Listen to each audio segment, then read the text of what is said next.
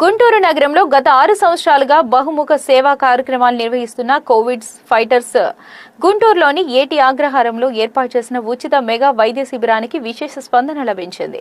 ఈ వైద్య శిబిరంలో ఉచిత కంటి, ఎముకలు మరియు కీళ్ల స్త్రీల ఆరోగ్య పరీక్షలతో పాటు ఉచితంగా మందులు పంపిణీ చేయడం ద్వారా వందలాది పేద రోగులకు ఎంతగానో తోడ్పాటును అందించింది.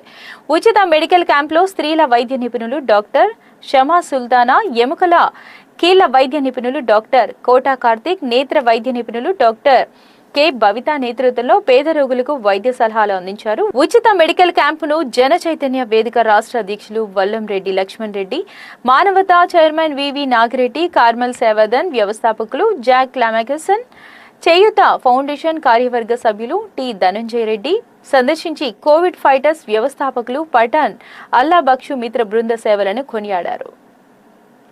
మనకు మంచి ఎప్పుడు తోడుగా ఉంటుంది.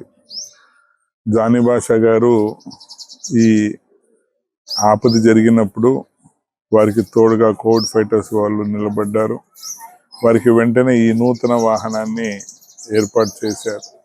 అయితే ఈ ఏర్పాటు చేయడంలో విషయం ఏంటంటే, డబ్బు లేని పరిస్థితిలో మరియు అప్పు తీసుకొచ్చి వారికి వాహనం కొని పెట్టడం అనేది ఇంకా గొప్ప విషయం. నేను ఎప్పుడు చెప్తూ ఉంటాను, పేదలకు సహాయం చేయడం అనగా దేవునికి అప్పు ఇవ్వడం అన్నట్టు. ఈరోజు మరొక్కసారి వీరు అప్పు చేయడం కాదు, వీరు దేవునికి అప్పు ఇచ్చినట్టుగా భావిస్తూ ఈ సందర్భాన్ని ప్రత్యేకంగా మేము కోవిడ్ ఫైటర్స్ గత 6 సంవత్సరాల నుండి గుంటూరు నగరంలో బహుముఖ సేవా కార్యక్రమాలు నిర్వహిస్తూ ఉంది.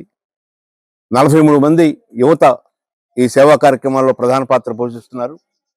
అందులో ఒకరైన జానీ తన ఆటోతో కుటుంబం గడుపుకుంటూ ఉంటున్న పరిస్థితుల్లో ఆటో దురదృష్టవశాత్తు తగలబడిపోయిన కారణంగా కోవిడ్ ఫైటర్స్ సంస్థ ముందుకొచ్చి తన సహచరుడికి ఒక మంచి కొత్త ఆటో కొనివ్వాలి అనే దృక్పథంతో ముందుకొచ్చారు. వారికి మానవత, జనచైతన్య వేదిక, ఇతర నేస్తం, రేమండ్స్, అరుణ్ కుమార్ గారు, విశ్వనాథం గారు వీళ్ళందరూ ముందుకొచ్చి వారికి తోడ్పాటును అందించారు. ఇదొక సంకేతం. మనతో కలిసి పనిచేసే వారికి ఏ ఆపద వచ్చినా, ఏ ఇబ్బంది వచ్చినా మేము ఉన్నాం అనే ఒక ధైర్యాన్ని అందిస్తుంది ఈ కార్యక్రమం. భవిష్యత్తులో జానీ మరింత చురుగ్గా సేవా కార్యక్రమాల్లో పాల్గొంటాడని ఆశిస్తున్నాను.